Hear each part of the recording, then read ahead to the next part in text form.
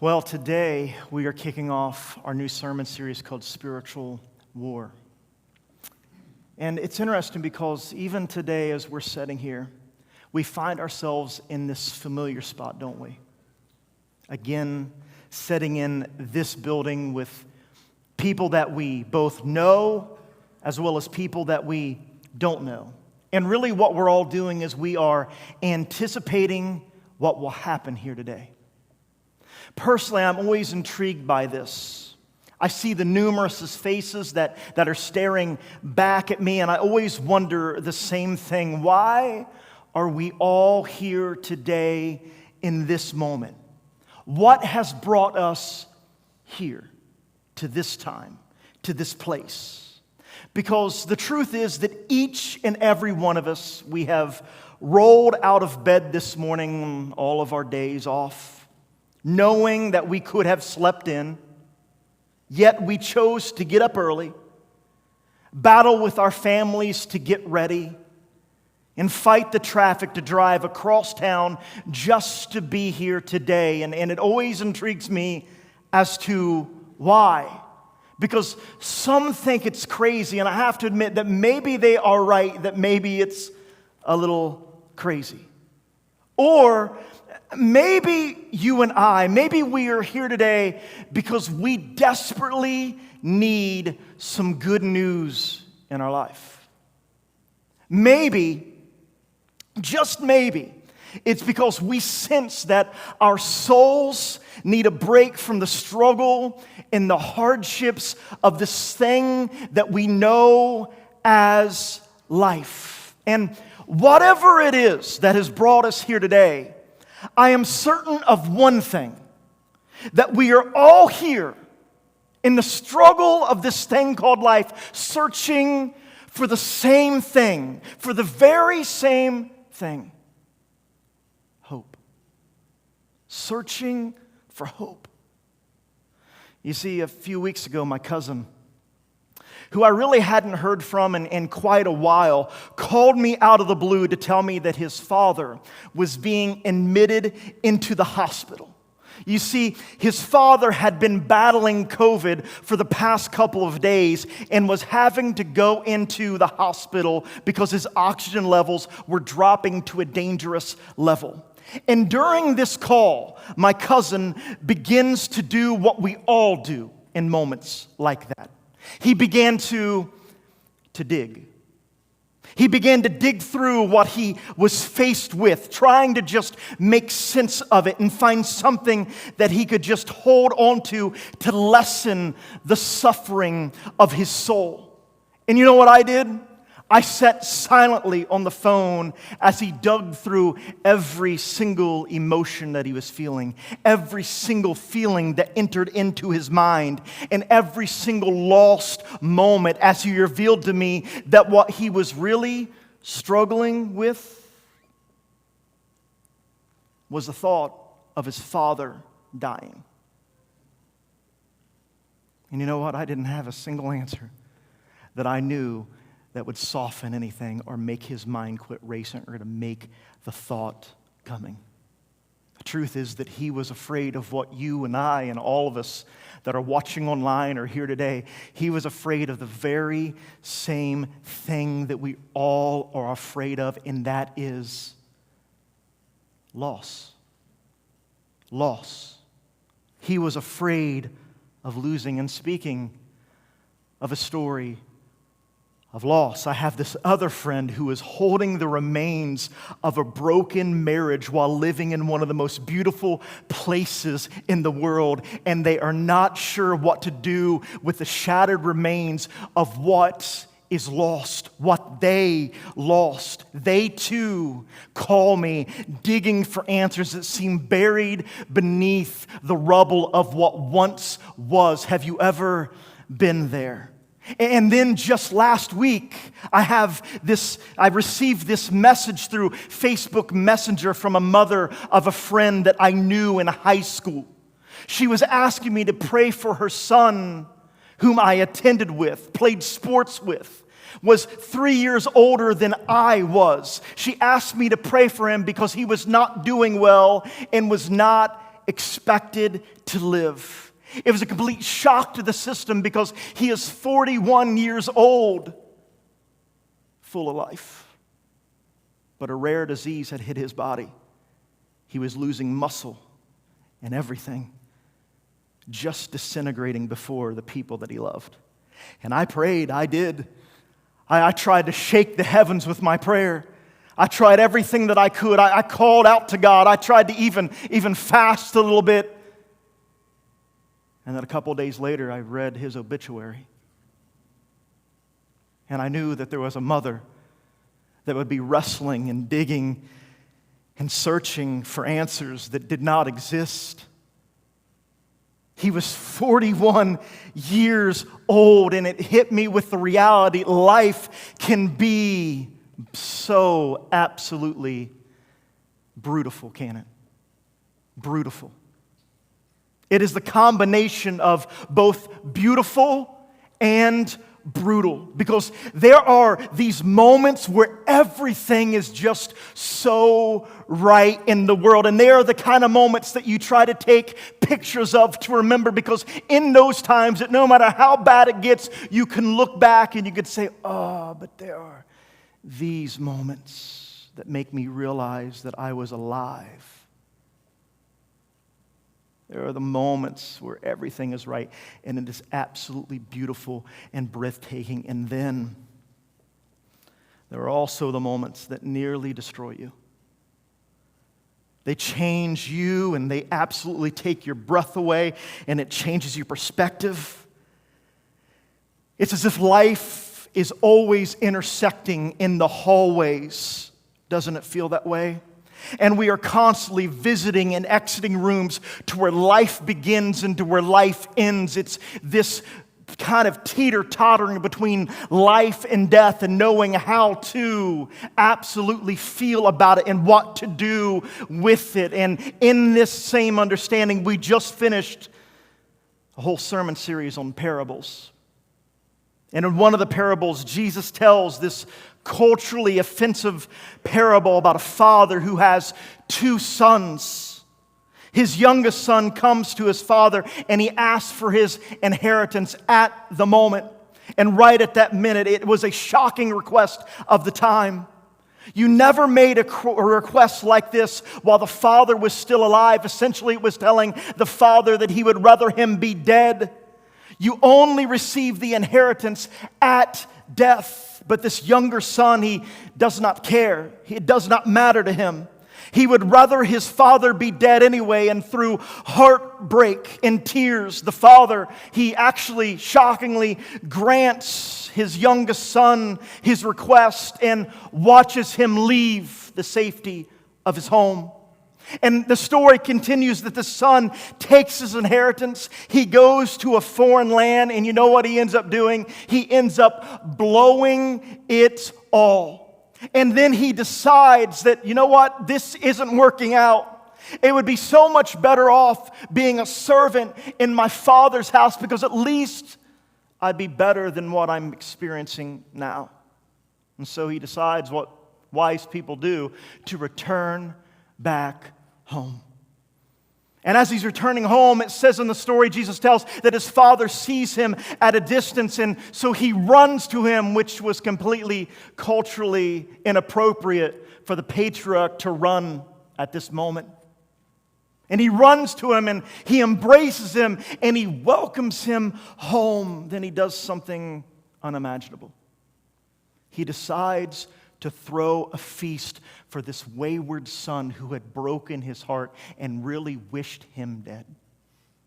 And not just that, this father, as he's embracing his son, kissing his son on the cheek, celebrating, tells everybody, tells his servants, he instructs his servants to bring the fatted calf, because we are going to throw a party. And getting the fatted calf is actually very interesting, because normally for a family meal, they would bring a lamb. And that lamb, well, that would have easily fed probably their family, because it usually feeds about 5 to 6 people. But the father isn't just concerned with feeding just the family. He's thinking much larger, which is why he requests the fatted calf, because he knows that this would feed the entire village of, well, about 100 people or so.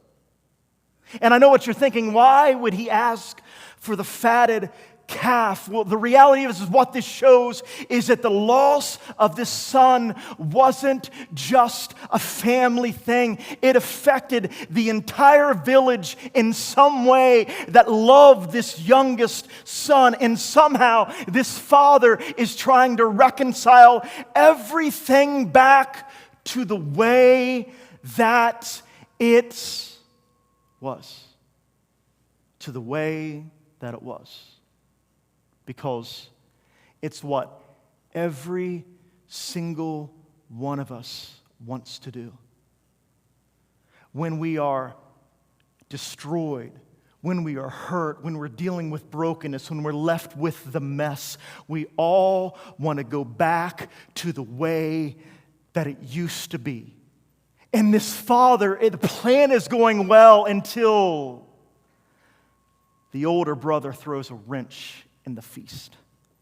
The celebration now has caused a rift now between his father and the older brother who has been faithful to it all. He has stayed behind. He has picked up the slack, and the celebration has absolutely caused this brother to feel like, what about me? And so the older brother feels that this situation is so unfair. I have been here the entire time. This is so unfair. To which the father says, but you, my son, have been with me the entire time. Everything I have is yours. And then he continues. And he says, my son was dead, and now he is alive. He was lost, and now he's found. And you know how the story ends, right? And finally, the older brother finally comes back to his senses, right? He realizes he is just being a jealous jerk to his brother and asks his father, Dad, I'm just being an idiot. Can you please just forgive me? And everything works out, and it all goes back to the way that it was, because after all, it's a Christian story. And that's the way it always ends, happily ever after. Right? But that's not the way the story ends, does it? We know that's not how the story ends. It's how we want the story to end. It's how we want the stories to end in our lives, to where they always work out, that every single thing that we pray for happens the way that we pray for them. But Jesus tells a story that doesn't have a happy ending. He tells a story that has no reconciliation, just a massive cliffhanger with end credits rolling in. The truth is, we don't know if the older brother ever goes back to celebrate. Does he ever go back into where this family is to celebrate? We don't know if the younger brother can ever forgive himself for what he has done and ever feel like he is a son to his father again. Can he forgive himself? No, the truth of it is, what we are left with is just a mess. We're left with a situation that is extremely messy, that doesn't have easy answers or even answers at all. You know why? Because that is the way that life is. That is the way that life is. Because sometimes, friends, sometimes, believers, God leaves it messy. God leaves it messy. How do you do with that? How do you feel about that? Sometimes God allows an unexpected disruption that shatters our hearts into a million pieces. He allows it to come through, and we are left with the mess, just staring at it, trying to figure out what we do with it. And really the biggest question is, how do I move forward from this mess? Because sometimes the tomorrow that we were planning, the tomorrow that we had dreamed about for 20 years, the tomorrow that we were so sure that we were banking on to be with, doesn't exist anymore. Some of you have been there to where the tomorrow was heartbreak. The tomorrow left you with a mess. The tomorrow diminished all of your dreams and destroyed everything that you were hoping for. We all find ourselves saying this one thing when it happens: I can't believe this is happening. I can't believe that this is happening. You ever said something like that? This isn't what is supposed to happen. I can't believe this, which when I started putting this together, I've said it so many times in my own life. But this week it made me stop and ponder. Why can't we believe that it can happen? Why can't we believe that it can happen? Because it happens every single day. Every single day it happens to people just like you, just like me, that love God with all their hearts, do all the right things, and life still is left messy. Every single day people get cancer. Every single day, people get divorced. Every single day, people lose a loved one unexpectedly out of the blue that rocks the world. Every day, someone sees the life that they assumed that they would have shatter right in front of them, sometimes in their very hands. And this does bring up an important question that we have to wrestle with today, that most of you probably are struggling with today. Why do good people suffer? Why do people suffer? Why do you suffer? Why do I suffer? Why do people suffer? And as I was thinking about that, because I wanted to wax eloquently on that reality, and I felt like God kind of tapped me on the shoulder. And He wants me to help someone here today, maybe watching online or here in person. He wants me to help you by telling you that you are thinking about that question all the wrong way. That you are thinking about that question the wrong way. Because here's a truth that I know about life, is that life happens. Life happens. Both the good happen and the bad happen. You can't escape that. Here's another thing that I can tell you, is none of us make it out of this alive. It's coming for us. There will be one day to where your life, if it hasn't already, will be wrecked and it'll be changed to something that you don't even know what to do with. Life happens.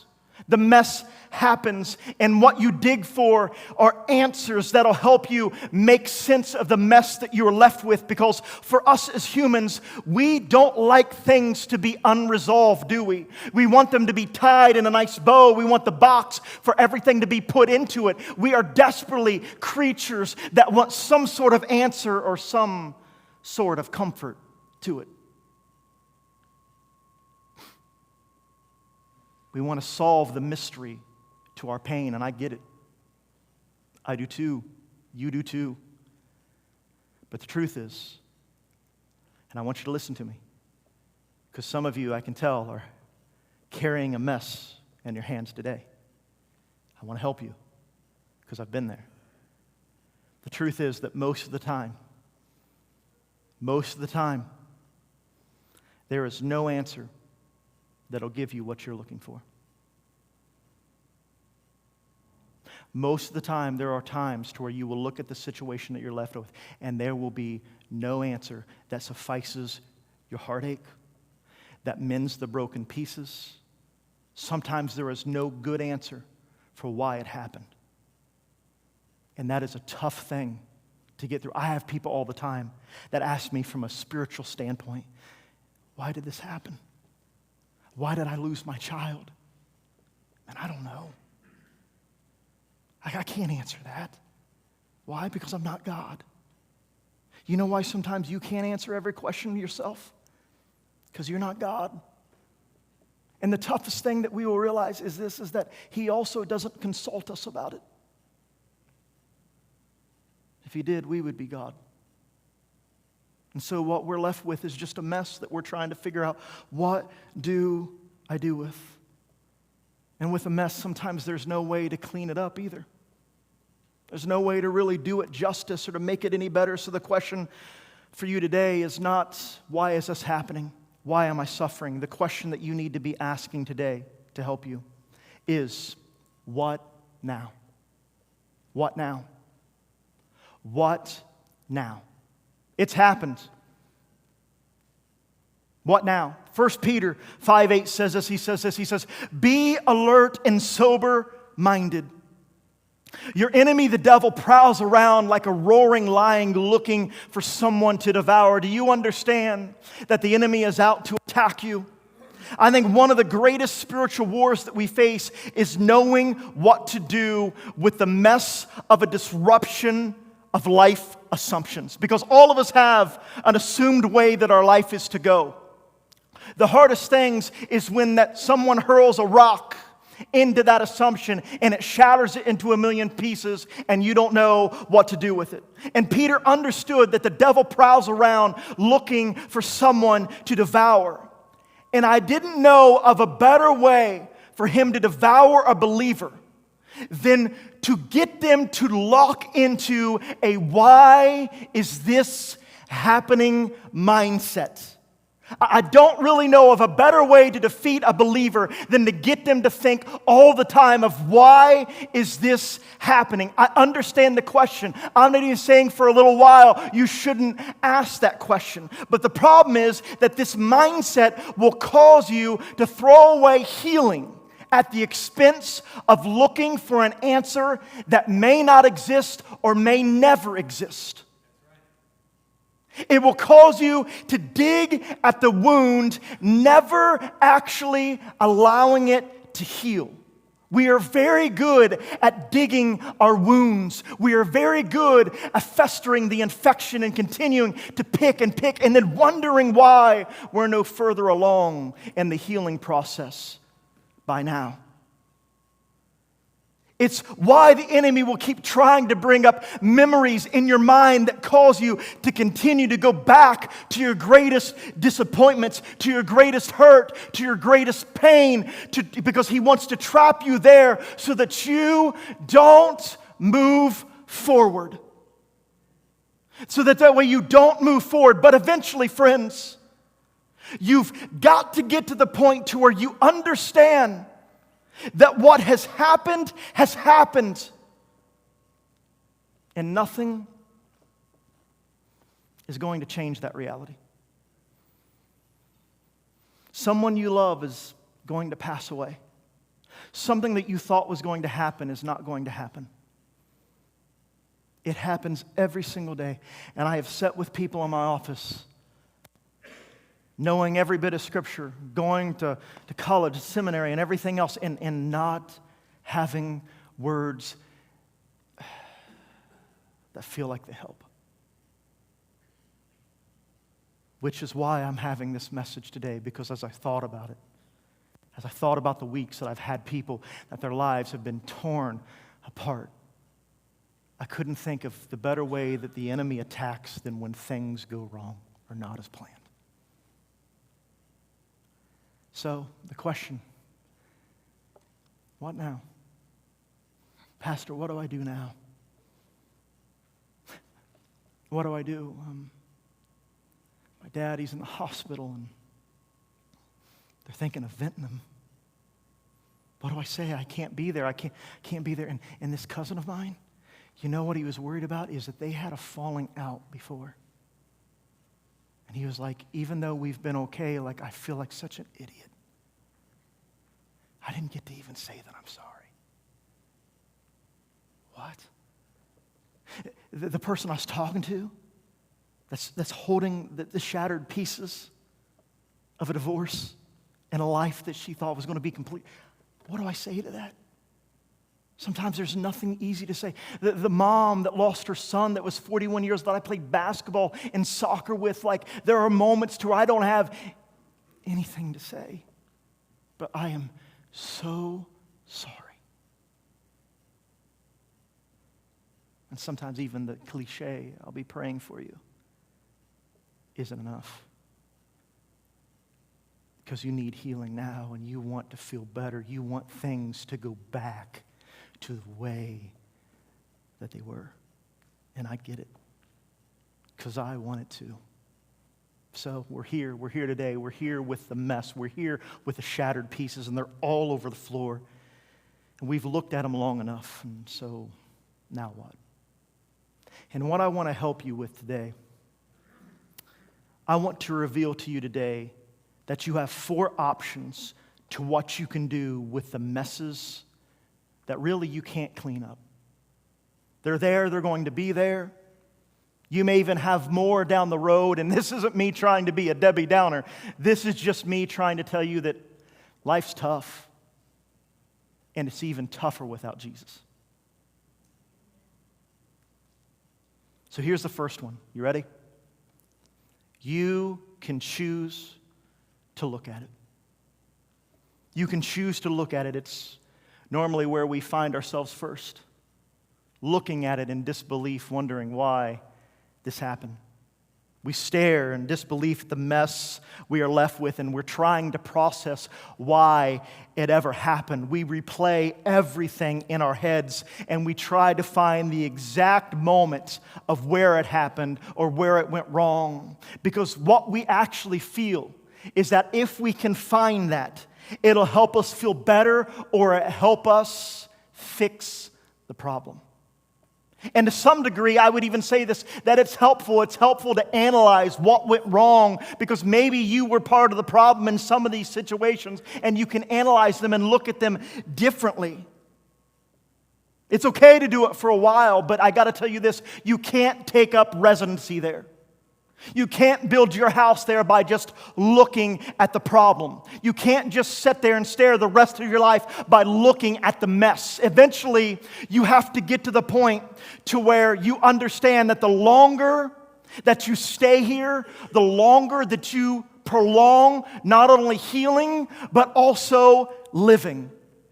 It's absolutely okay for some of you that may be there, you're just staring and you feel like, I don't even know what to do. It's okay to be there for a while. Just make sure eventually you learn to stop looking at it as your only way out. Because a lot of times by just looking at it, you relive the trauma over and over and over again. Secondly, you could choose to do this too. And this is what a lot of us do. This is one of probably the hardest ones that we do. Secondly, you can carry it. You can carry the shattered remains. You can carry it all. You could choose to pick every single piece off of the ground, and you can carry it. We all love to carry our pain. We tend to carry the broken pieces and the dead assumptions like a wardrobe or a mark of some sort that marks us as broken. We carry it because we are readily willing to show it to anyone that asks about it, right? Anybody that says, hey, what's going on? What's going on with your life? We are so ready to tell them our entire life story. And there's moments to where gathering people around to help you, it is helpful. But there comes a moment to where the reason why you're doing this is because you believe that by showing someone the mess, that maybe they can give you help or advice of changing the entire situation or bringing it back to what it used to be. Or some way they will have the words that'll heal your broken heart or put it all back together. But listen to me, it's not going to happen that way. They may help for a while, and like I said, it's okay to talk to people. I would advise you to talk to people. But there comes a point to where they can give you all the advice, but if you don't apply the advice, you're going to be in the same spot, going to the next person, and living in pain and turmoil and trauma the rest of your life. Because here's something I want to tell you. People can help you, but they can't save you or heal you. People can help you, but they can't save or heal you. So what you do is you carry it with you everywhere. You carry it with you to church. You carry it around your family. You carry it around with you at work. And everybody knows about your situation because you have told every single person. In fact, you have actually stripped your identity of what God has called you to be at the expense of what you feel like you no longer have. You know, it's always interesting to me of why they called the woman with the issue of blood. You notice how people that had issues, they were known for their issues, not their actual name. Why? Because it's so easy to do. Your identity you can mix up with your issue instead of the promises of God that He has for you. I know it's tough. But eventually, you can carry it around. You can carry it the rest of your life. But eventually, it's going to get too heavy to carry for you.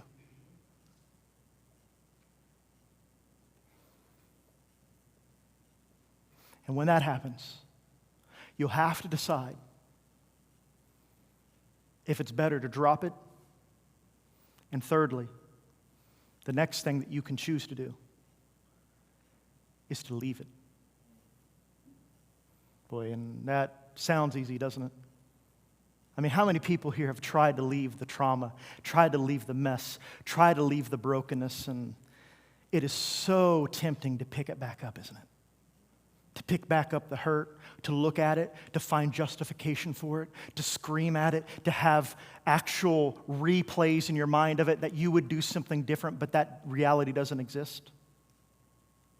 You could choose to leave it, but I'll admit to you right away that it's probably the hardest thing to do because it requires you to admit that sometimes there is nothing that you can do or that you could have done or that anything even exists to make it better.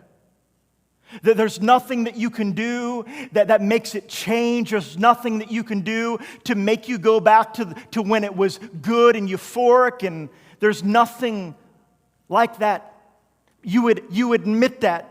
You have looked at it. You have analyzed it. You have replayed it over and over and over again in your mind. You have cried over it. You have gotten mad about it, and none of it ever changed what you were dealing with, did it? You've cried. You've gotten mad. You've screamed out to God. You've prayed. But sometimes you're still dealing with the same issue. And none of it changed the mess that you're still looking at. And I understand the difficulty. It's hard. Because it feels like you are giving up. It feels like you are giving up sometimes. Feels like I can't abandon that memory because maybe you'll sit there and think to yourself, it's the only memory I have. What do you mean, leave it? I'm not saying you leave the memories. You may want to take those with you. I'm just saying that at some point, the only way to sometimes heal is after you've looked at it long enough, after you've carried it for a long time, eventually you have to get to the place to where you set it down and you say something like, it is what it is. And the only thing that I can do is leave it where it is because it's too heavy to carry. You've carried it this entire time. Did it change anything? And then it made me wonder, maybe what's really going on is the wrong person's carrying it. Maybe it was never designed for you to carry in the first place, and that's why it continuously brings hurt. So here's the other thing about leaving it, is that sometimes the only way to begin to heal is to leave it where it is. To leave the mess, to leave it without having answers, to leave it sometimes unreconciled, as difficult as that is, because by leaving it where it is, I want you to listen to this, over time you begin to distance yourself from it. I'm telling you, time is a tricky thing because it can be the worst thing and it becomes the best thing. Because when it happens in the moment, you wish that time would just hurry up so that way you could feel better about it. But it also takes time to do that. Because time allows you to look at things. Time allows you to see Jesus in a different way. Time allows you to learn valuable lessons in this thing called life. You can leave it, and the one thing that I could say is that as long as, let me get a sip real quick. If I'm always here with the problem in the mess, I'm always in it. I could carry it around with me, and every time I talk to someone, it's like I'm just drinking the problem, and it pours out of me. But if I choose to leave it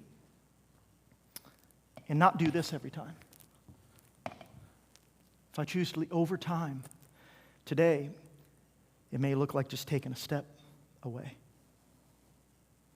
Tomorrow, it may look like taking a little bit back. But over time, the further that I get away from it, it's not that I've forgotten about it. It's not that I don't know it's there. It's not that there's not memories that come back. It's just not affecting me the same way. It's not as painful. It's not as hurtful. And the further and further and further over time that I get away from it, there's more healing. I can breathe. My soul can breathe. That's what we're trying to do in this life. And it's so hard when all you want to do is be here instead of over there. It doesn't work the same way. Because it doesn't mean you don't care. It means that you choose to live. It means that you're choosing to be healed. And sometimes I have had to learn that healing doesn't mean it was never broken. Sometimes, from personal experience, from friends' experience, it means it's been broken, and sometimes it has been healed with bolts and screws so that you can use it again. So that you can use it again. Because really, the other option that you have is so we've had that you can look at it. You can carry it around. You can leave it. And the fourth thing,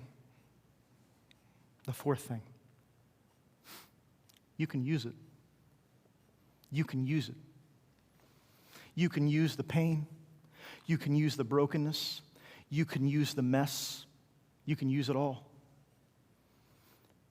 This is where the spiritual war really picks up, because if the enemy can get you to look at the mess as something unusable, he will cause you to never reach this level of healing. Reaching this level does not mean that it doesn't hurt or it'll never hurt again. In fact, sometimes it still hurts just like the first day that you experienced it. It doesn't mean that you won't desire answers or want those answers that'll make you feel better. It just means that every single day that you get up, every single day you choose to make a concerted effort, a concerted idea to just choose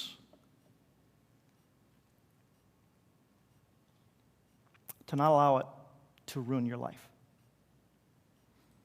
To take what has happened to you, as bad as it is, and to make a difference in the lives of people who were just like you, broken, hurt, feeling like there's nowhere to go, looking at the mess and wondering, what do I do now? Asking the same questions you do. I can't believe this happens. Why am I suffering, God? I don't understand. The greatest aspect of finding healing in Jesus is being able to use what has broken you the worst for His glory in someone else.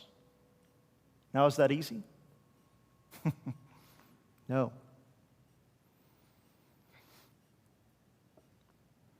You use it because there's some people out there that want to give up so badly. And you know what that feels like. You use it because there's some people who feel absolutely hopeless. And you know what that is. You know because you have walked that dark valley. There's some people who feel crushed by these lost assumptions. And you know what that feels like, because you've been it. You've held that in your hand.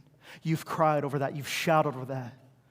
Because at the heart of Christianity is this story that we all are accustomed to, this story that we all hold dear. It is the reason why we are here, is that the worst thing that can ever happen to a person has happened.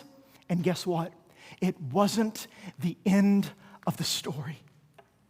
It wasn't the end of the story. The cross does not end the story. God used that story. God used that cross. God used that mess. God used that death. God used that to set you and me free from eternal damnation.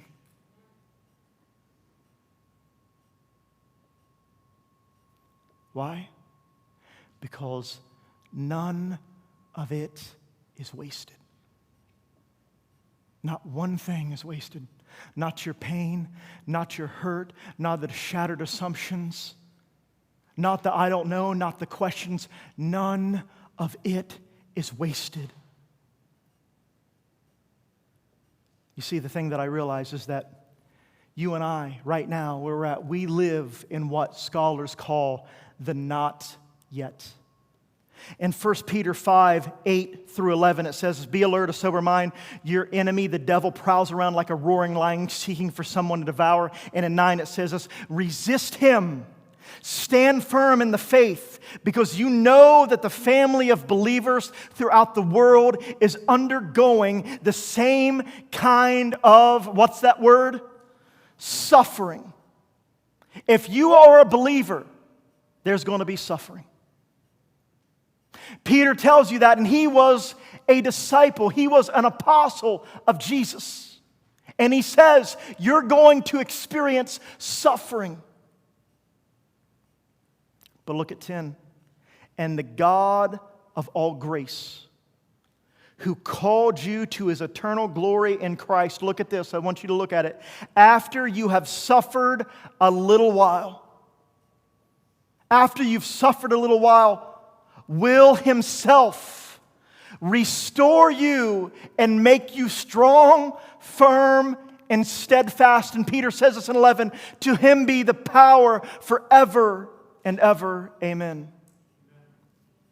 You see, right now, a lot of us, all of us, are in the suffering a little while stage.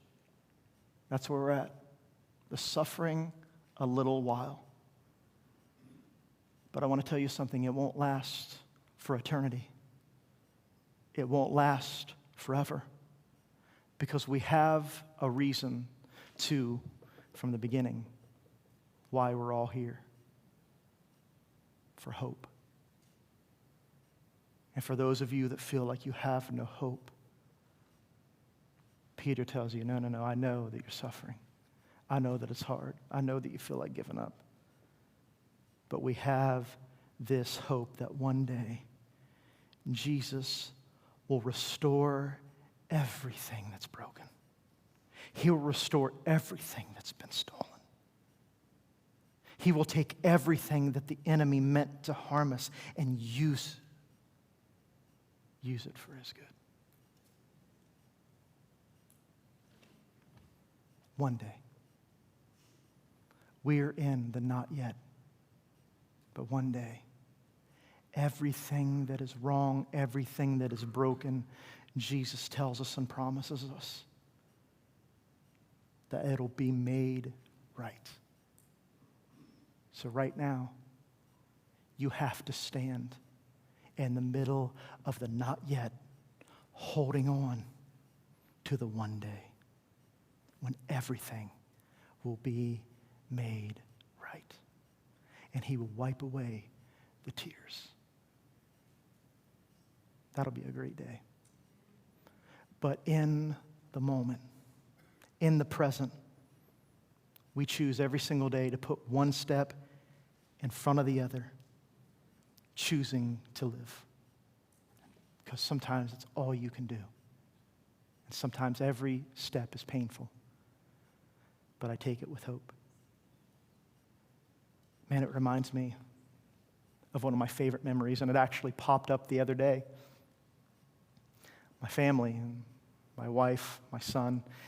My son was probably 4 years old at this time, and we vacation all the time to Myrtle Beach, North Myrtle Beach, to be exact, if some of you really want to know. But we always frequent this place called Broadway at the Beach. It's one of our favorite places to go. It's got all these shoppings, it's got all these amenities, it's got these restaurants, and we always find ourselves kind of going there. And so my entire family is out there, and we are enjoying the day. It is as hot as can be because it's July. We're having a good time, and out of nowhere, just like life, a storm came rolling in. It started pouring down rain, and I was like, get out of my way, family. I don't care about you. I need to find shelter, right? So we all start running, and we're trying to find shelter, and I find myself running, and I find a store that has an overhang in front of it, and I find myself going over there, and all the family rushes over with me, and I turn around, and I see my son, my 4-year-old son, in the downpouring rain, running around and dancing in it. And I remember thinking to myself, what is he doing? Why is he doing that? He's going to get soaked. I got to put him in my car now. And my dad taps me and goes, let him be. And I'm sitting there what do you mean let him be? And he says this, it's good for him to run and dance in the rain. Now, I still didn't like it. But as I was thinking about it yesterday, and I was thinking about this message, I couldn't help but why would I stop him from learning to run and dance in the rain? Because all of his life is going to be rain, and it comes out of nowhere. So let him run, let him get drenched, let him enjoy it. Because if you can learn to dance in the rain, there's very few things that can break you. So today, may you learn to dance. May you learn to run around. May you learn, even in the weeping, the tears will hide it. And may you enjoy this life, because it's the only one you have. And I know it comes with brokenness. I know it comes with hurt. But there is so much hope at the end of this journey. Daniel, can I have you come and play?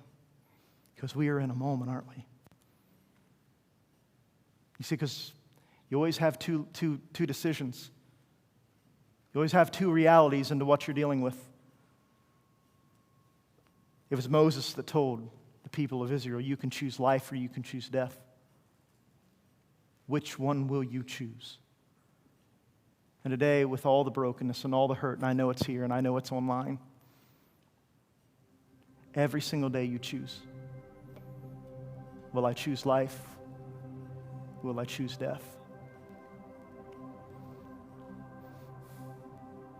Will you choose to dance and run in the rain when everybody else is saying, what are you doing? Really, what I was telling my son is I want you to be as miserable as I am. He's having the time of his life. And I wanted to download it so bad it's on my Facebook, but they wouldn't let me download it because they're trying to stop this message. I'm kidding. But you would see this little 4-year-old with a Notre Dame hat. I don't know how he got that, but he has a Notre Dame hat. I don't know. We had a conversation about this. I burnt the Notre Dame hat because he's got to be Ohio State, you know what I'm saying? I'm kidding. But he's running around and he is just giggling. And it hit me with that childlike faith that we lose as adults. We lose the wonder because life has absolutely broken us.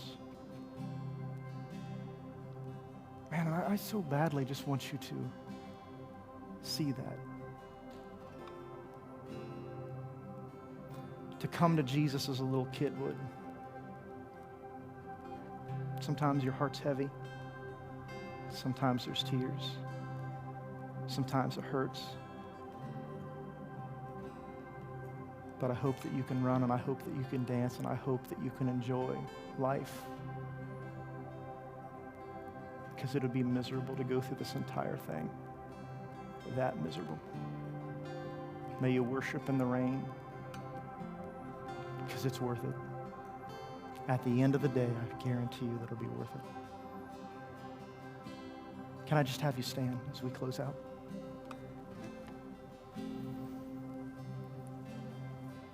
And I want all of us to just look at each other. Can I ask you this question? And really, let's be truthful today. How many of you are dealing with a mess right now? Go on, don't lie. Many dealing with a mess. How many of you dealing with brokenness? How many of you dealing with hurt? How many of you dealing with things that you're looking at going like, I don't know what to do? If that's you, just slip up the hand. And the reason I'm doing this, because I want everybody to look around.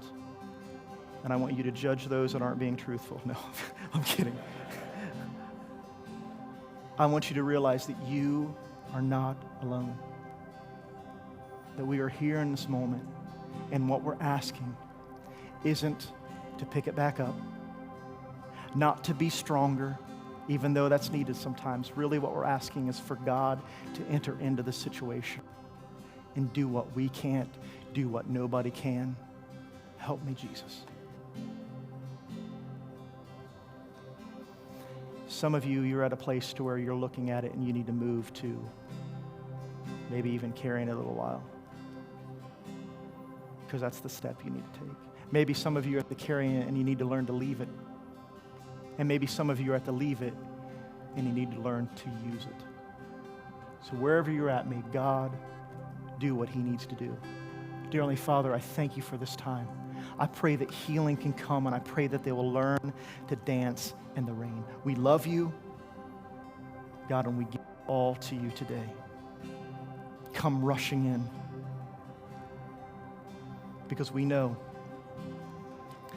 that even though it hurts, we hold on to the hope that one day it'll all make sense. One day it'll all be better. One day it'll all be restored. And we thank you in advance for that. In Jesus' name, and everybody said, I love you. Go out there and dance in the rain.